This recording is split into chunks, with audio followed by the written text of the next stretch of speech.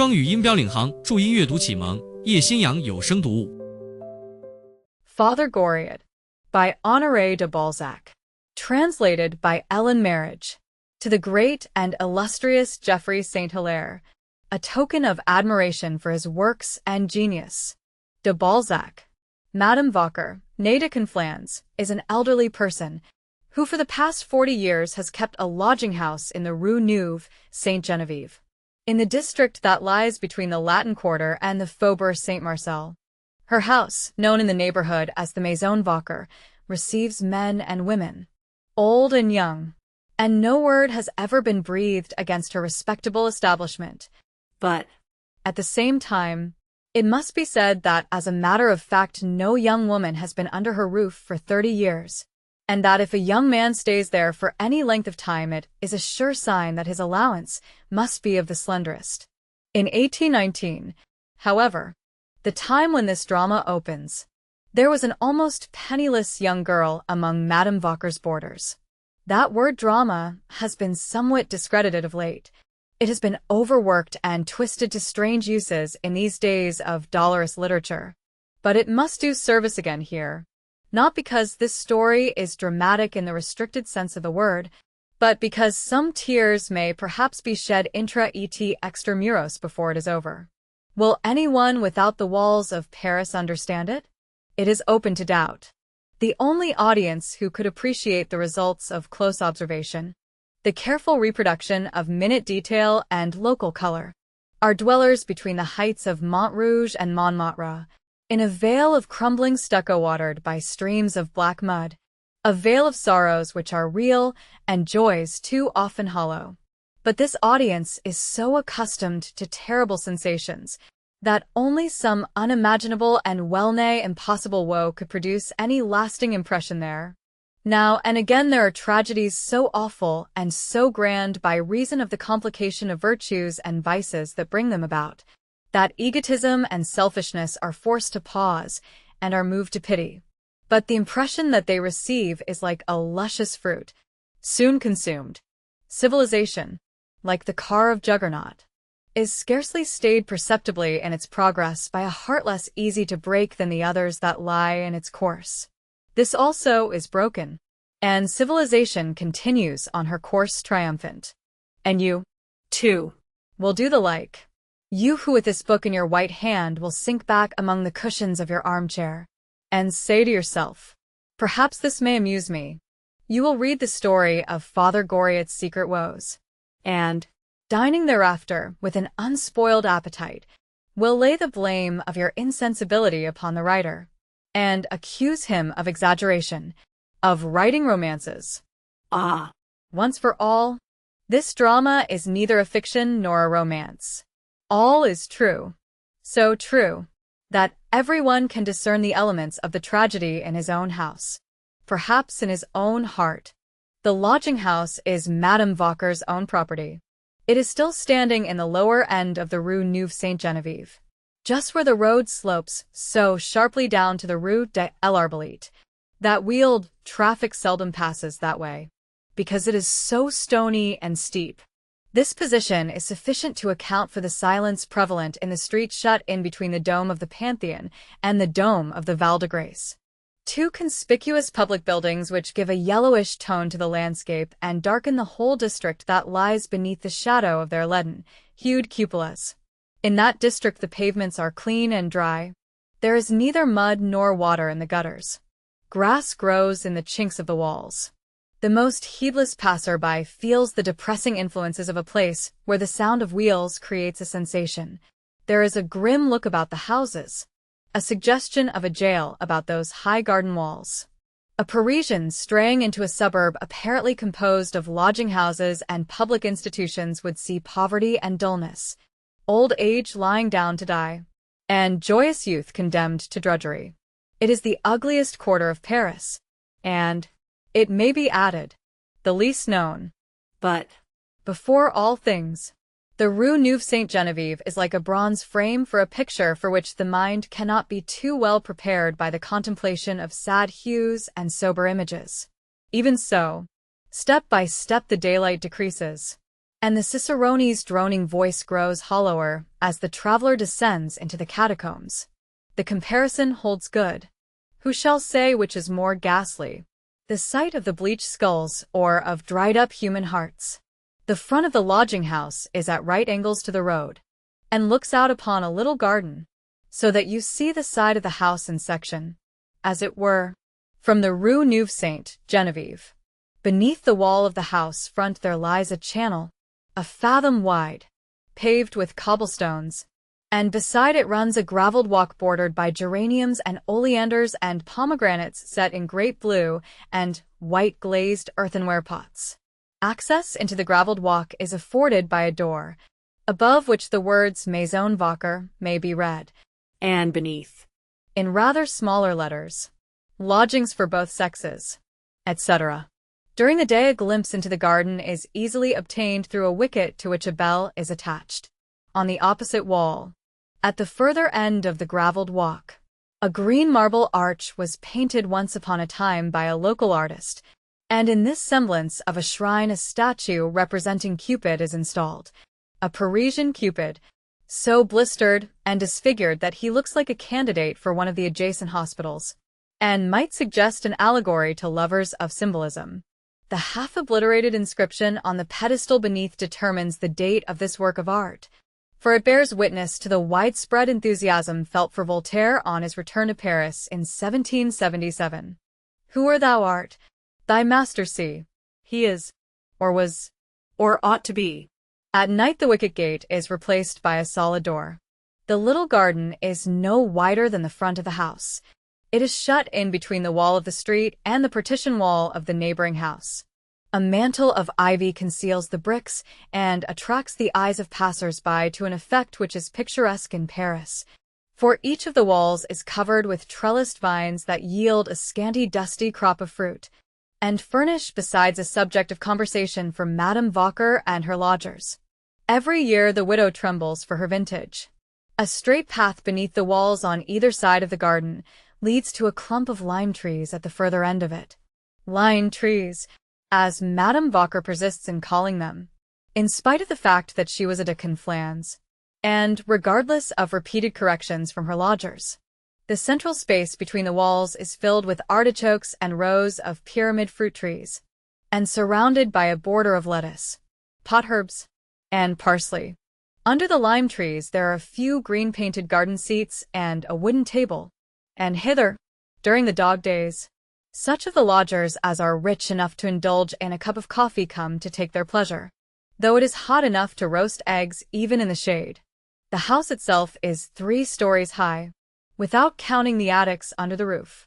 It is built of rough stone, and covered with the yellowish stucco that gives a mean appearance to almost every house in Paris. There are 5 windows in each story in the front of the house. All the blinds visible through the small square panes are drawn up awry, so that the lines are all at cross purposes. At the side of the house there are but 2 windows on each floor, and the lowest of all are adorned with a heavy iron grating. Behind the house a yard extends for some 20 feet, a space inhabited by a happy family of pigs, poultry, and rabbits. The woodshed is situated on the further side, and on the wall between the woodshed and the kitchen window hangs the meat safe, just above the place where the sink discharges its greasy streams. The cook sweeps all the refuse out through a little door into the Rue Neuve Sainte-Geneviève, and frequently cleanses the yard with copious supplies of water, under pain of pestilence. The house might have been built on purpose for its present uses. Access is given by a French window to the first room on the ground floor, a sitting room which looks out upon the street through the 2 barred windows already mentioned. Another door opens out of it into the dining room, which is separated from the kitchen by the well of the staircase, the steps being constructed partly of wood, partly of tiles, which are colored and beeswaxed. Nothing can be more depressing than the sight of that sitting room. The furniture is covered with horsehair woven in alternate dull and glossy stripes. There is a round table in the middle, with a purplish-red marble top, on which there stands, by way of ornament, the inevitable white china tea service, covered with a half-effaced gilt network. The floor is sufficiently uneven, The wainscot rises to elbow height, and the rest of the wall space is decorated with a varnished paper, on which the principal scenes from Telemaque are depicted, the various classical personages being colored. The subject between the two windows is the banquet given by Calypso to the son of Ulysses, displayed thereon for the admiration of the boarders, and has furnished jokes these 40 years to the young men who show themselves superior to their position by making fun of the dinners to which poverty condemns them. The hearth is always so clean and neat that it is evident that a fire is only kindled there on great occasions. The stone chimney-piece is adorned by a couple of vases filled with faded artificial flowers imprisoned under glass shades, on either side of a bluish marble clock in the very worst taste. The first room exhales an odor for which there is no name in the language, and which should be called the odeur de pension. The damp atmosphere sends a chill through you as you breathe it. It has a stuffy, musty, and rancid quality. It permeates your clothing. After-dinner scents seem to be mingled in it with smells from the kitchen and scullery and the reek of a hospital. It might be possible to describe it if someone should discover a process by which to distill from the atmosphere all the nauseating elements with which it is charged by the catarrhal exhalations of every individual lodger, young or old. Yet, in spite of these stale horrors, the sitting room is as charming and as delicately perfumed as a boudoir. When compared with the adjoining dining room, the paneled walls of that apartment were once painted some color, now a matter of conjecture, for the surface is encrusted with accumulated layers of grimy deposit, which cover it with fantastic outlines. A collection of dim-ribbed glass decanters, metal discs with a satin sheen on them, and piles of blue-edged earthenware plates of Touraine where cover the sticky surfaces of the sideboards that line the room. In a corner stands a box containing a set of numbered pigeonholes, in which the lodgers' table napkins, more or less soiled and stained with wine, are kept. Here you see that indestructible furniture never met with elsewhere, which finds its way into lodging-houses much as the wrecks of our civilization drift into hospitals for incurables. You expect in such places as these to find the weather-house whence a Capuchin issues on wet days. You look to find the execrable engravings which spoil your appetite, framed every one in a black varnished frame, with a gilt beading round it. You know the sort of tortoise-shell clock case, inlaid with brass, the green stove, the argan lamps, covered with oil and dust, have met your eyes before. The oilcloth which covers the long table is so greasy that a waggish extern will write his name on the surface, using his thumbnail as a style. The chairs are broken down invalids. The wretched little hempen mats slip away from under your feet without slipping away for good. And finally, the foot warmers are miserable wrecks, hinchless, charred, broken away about the holes. It would be impossible to give an idea of the old, rotten, shaky, cranky, worm-eaten, halt, maimed, one-eyed, rickety, and ramshackle condition of the furniture without an exhaustive description, which would delay the progress of a story to an extent that impatient people would not pardon. The red tiles of the floor are full of depressions brought about by scouring and periodical renewings of color. In short, there is no illusory grace left to the poverty that reigns here. It is dire, parsimonious, concentrated, threadbare poverty. As yet it has not sunk into the mire. It is only splashed by it, and though not in rags as yet, its clothing is ready to drop to pieces. This apartment is in all its glory at 7 o'clock in the morning, when Madame Walker's cat appears, announcing the near approach of his mistress, and jumps upon the sideboards to sniff at the milk in the bowls, each protected by a plate, while he purrs his morning greeting to the world. A moment later the widow shows her face. She is tricked out in a net cap attached to a false front set on awry, and shuffles into the room in her slipshod fashion. She is an oldish woman, with a bloated countenance, and a nose like a parrot's beak set in the middle of it.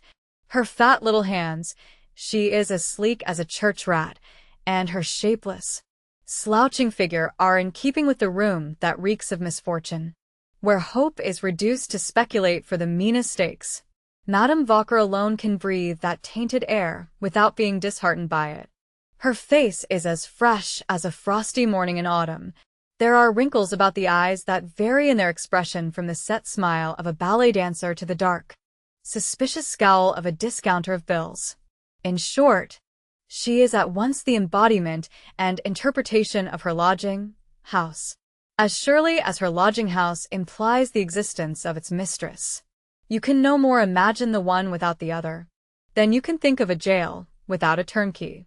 The unwholesome corpulence of the little woman is produced by the life she leads, just as typhus fever is bred in the tainted air of a hospital. The very knitted woolen petticoat that she wears beneath a skirt made of an old gown, with the wadding protruding through the rents in the material, is a sort of epitome of the sitting room, the dining room, and the little garden. It discovers the cook. It foreshadows the lodgers. The picture of the house is completed by the portrait of its mistress. Madame Walker at the age of 50 is like all women who have seen a deal of trouble. She has the glassy eyes and innocent air of a trafficker in flesh and blood, who will wax virtuously indignant to obtain a higher price for her services, but who is quite ready to betray a Georges or a Pichegru. If a Georges or a Pichegru were in hiding and still to be betrayed, or for any other expedient that may alleviate her lot. Still, she is a good woman at bottom, said the lodgers, who believed that the widow was wholly dependent upon the money that they paid her, and sympathized when they heard her cough and groan like one of themselves. What had M. Walker been? The lady was never very explicit on this head. How had she lost her money? Through trouble, was her answer. He had treated her badly, had left her nothing but her eyes to cry over his cruelty, the house she lived in, and the privilege of pitying nobody, because, so she was wont to say, she herself had been through every possible misfortune. Sylvie, the stout cook, hearing her mistress' shuffling footsteps, hastened to serve the lodgers' breakfasts. Beside those who lived in the house, Madame Walker took boarders who came for their meals. But these externes usually only came to dinner, for which they paid 30 francs a month. At the time when the story begins, the lodging house contained 7 inmates.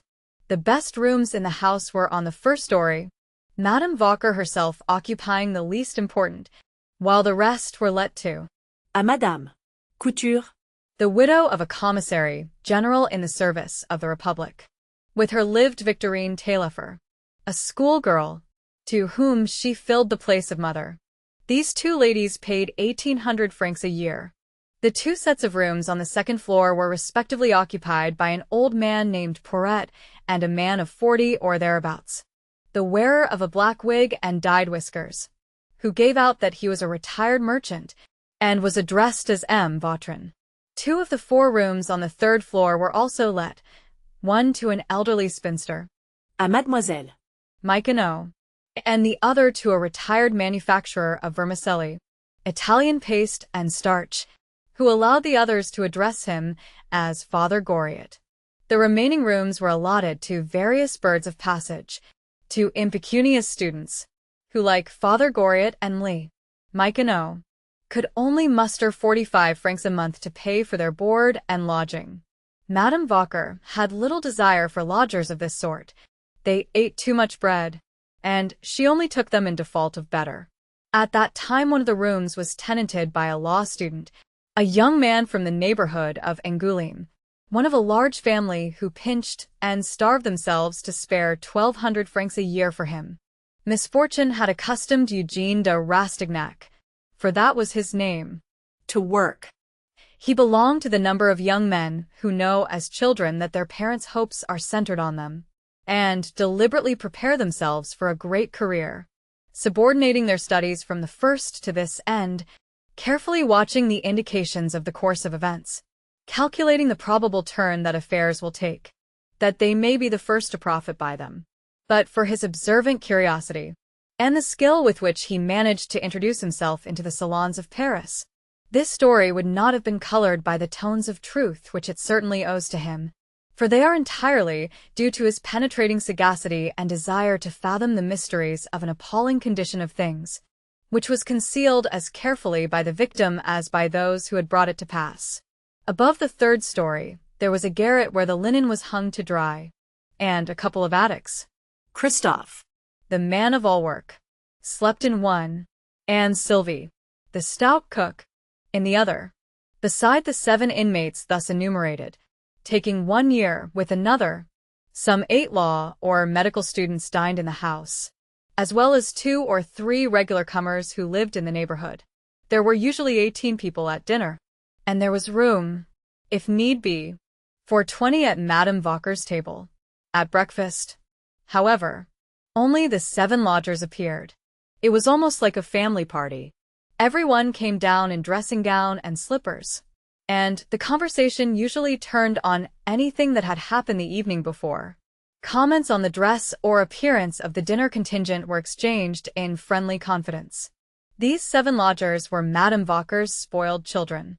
Among them she distributed, with astronomical precision, the exact proportion of respect and attention due to the varying amounts they paid for their board. One single consideration influenced all these human beings thrown together by chance. The 2 second-floor lodgers only paid 72 francs a month. Such prices as these are confined to the Faubourg Saint-Marcel and the district between La Bourbe and the Salpêtrière. And, as might be expected, poverty, more or less apparent, weighed upon them all, Madame Couture being the sole exception to the rule. The dreary surroundings were reflected in the costumes of the inmates of the house. All were alike threadbare. The color of the men's coats were problematical. Such shoes, in more fashionable quarters, are only to be seen lying in the gutter. The cuffs and collars were worn and frayed at the edges. Every limp article of clothing looked like the ghost of its former self. The women's dresses were faded, old-fashioned, dyed and re-dyed. They wore gloves that were glazed with hard wear, much mended lace, dingy ruffles, crumpled muslin fichus. So much for their clothing. but For the most part, their frames were solid enough. Their constitutions had weathered the storms of life. Their cold, hard faces were worn like coins that have been withdrawn from circulation. But there were greedy teeth behind the withered lips. Dramas brought to a close or still in progress are foreshadowed by the sight of such actors as these. Not the dramas that are played before the footlights and against a background of painted canvas, but dumb dramas of life. Frostbound dramas that sear hearts like fire. Dramas that do not end with the actors' lives. Mademoiselle, Mykono, that elderly young lady, screened her weak eyes from the daylight by a soiled green silk shade with a rim of brass, an object fit to scare away the angel of pity himself. Her shawl, with its scanty, draggled fringe, might have covered a skeleton. So meager and angular was the form beneath it. Yet she must have been pretty and shapely once.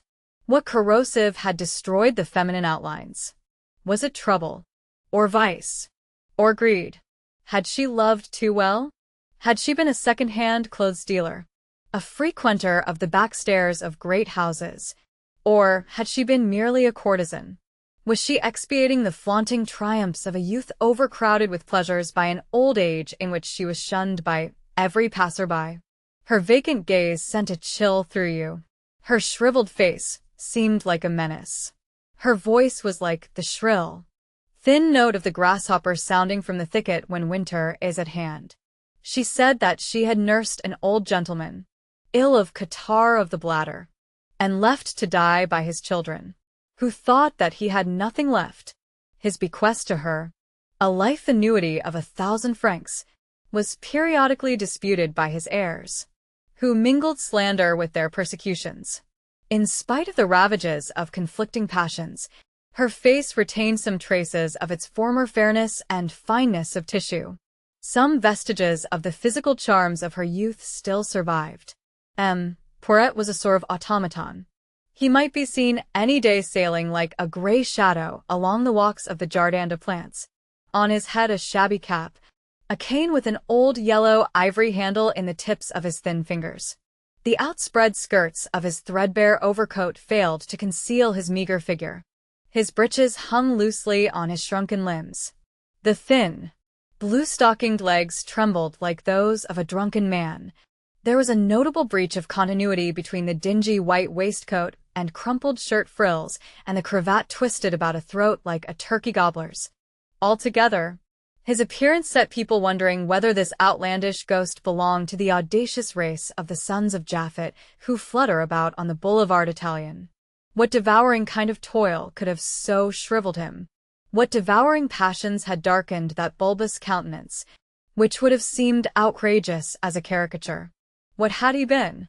Well, perhaps he had been part of the machinery of justice, a clerk in the office to which the executioner sends in his accounts. So much for providing black veils for parricides. So much for sawdust. So much for pulleys and cord for the knife. Or he might have been a receiver at the door of a public slaughterhouse. Or a sub-inspector of nuisances. Indeed, the man appeared to have been one of the beasts of burden in our great social mill. One of those Parisian ratons whom their Bertrands do not even know by sight. A pivot in the obscure machinery that disposes of misery and things unclean. One of those men, in short, at sight of whom we are prompted to remark that, after all, we cannot do without them. Stately Paris ignores the existence of these faces bleached by moral or physical suffering. But, then, Paris is in truth an ocean that no line can plumb.